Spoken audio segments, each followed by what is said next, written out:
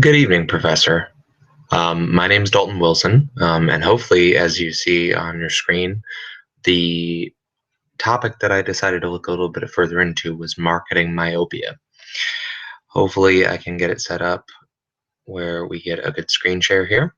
Okay, so this is the first page that I decided to go with, and that's just Theodore Levitt's original explanation of the thesis behind his paper in 1960, Marketing Myopia. And that's that sustained growth depends on how broadly you define your business and how carefully you gauge your customers' needs. Now, obviously, that's a nice quotable, but a little later in the presentation, I'm going to be looking a little bit more what that means. So, moving on, what is marketing myopia? It's the idea that success hinges on two factors and that those factors play together. The first is that the failure of growth industries, and this is important that they must in fact be a growth industry, an industry which is already seeing success, hinge on the understanding of customers' needs. And then it also argues that failures from any of those growth industries which discontinue growth can often be attributed to product or service orientation. Now, what does that mean? What that means is that if you're looking at your industry as what it is that you sell, what it is that you produce, or what it is that you do for your customers, rather than what is it that your customer needs from you, then you're inevitably going to be surpassed by somebody else who is looking at customer need. Because markets always change, the needs of markets always change as technology changes and as our wants and culture changes. So if we're not using the amount of capital that we have, if you're already a growth industry, obviously you probably have some capital behind you to catch up with those needs rather than trying to hold on to what helped you grow in the past, then this is really the whole idea of marketing myopia. So, who's responsible for the idea? I mentioned Theodore Levitt originally, who in 1960 wrote Marketing Myopia, which is the link that was shared underneath the topic. And in this, he basically talked about what it is that I talked about in the last slide. And then he used the railroad as his primary and a very easy explanation to understand his thesis. And what he said is that the reason that the railroads didn't do well is not necessarily even because the railroads were outgrown, which they were. We moved on to other forms of transportation, but it was instead because they didn't frame their question on how is it that we can help improve transportation. They asked, how is it that we can help improve our railroads, rail cars? How is it that we can hold off other vehicles that have transportation, such as planes.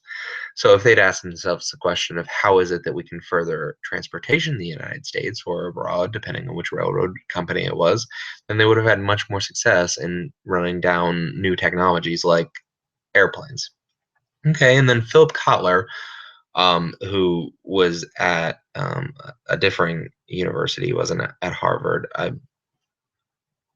He said in his 1967 article, Marketing Management, which was then turned into a book that's been wildly popular, he basically pushed for this idea of social marketing. And what he defined social marketing as is that he began to see marketing as an exchange of values between two parties rather than just a business activity, which made marketing a social activity. And this kind of furthered that idea that the customer and the interaction between you and their values and their needs were what were finally going to drive the marketing between you and them, the interplay that happens between the two of you. And that furthered this idea that you need not focus on what's going on within your own factory alone, that you must focus on what's going on with customers. So why should we care? And this idea seems to have, first of all, given legitimacy to marketing, excuse me, to marketing as a practice. And the reason that it's given legitimacy is because it's no longer just marketing as a selling tactic, but marketing is a connection tactic, which is much more of a science, the idea of connecting with a customer base rather than just selling to an individual. Um, It also helps us to remind us and in some cases, inform businesses if they didn't already know that future businesses or in future businesses that framing is incredibly important. What I mean by this is the framing of the way that you frame yourself in the marketplace, the way that you bring your product, your service, your um, whatever it is that you're trying to achieve in the marketplace, the way that you frame yourself within that marketplace is incredibly important. That it's not just I create a product that's really great, so you should buy it, or I create a service that's really great, you should buy it. That framing, that understanding how it is that other people are seeing you is an incredibly important part of having long-term success in growth industries. And the last one, and I think is the most compelling one, is that we live in a time where customer service is a staple of the United States business culture. Other than possibly information technology, there really isn't anything in the United States that is a bigger industry than taking care of the customer. Customer service is something that you can put on your resume, and it helps in nearly every job. So remembering that the customer's needs come first and that that can be an extremely helpful marketing tactic is extremely effective, especially within the United States business culture specifically. Okay, so I'm just going to leave these references up for a second and talk to you about. I really did appreciate this assignment. I like the idea that we could look down a list of several different topics and we could really run down what it is that seemed most important to us.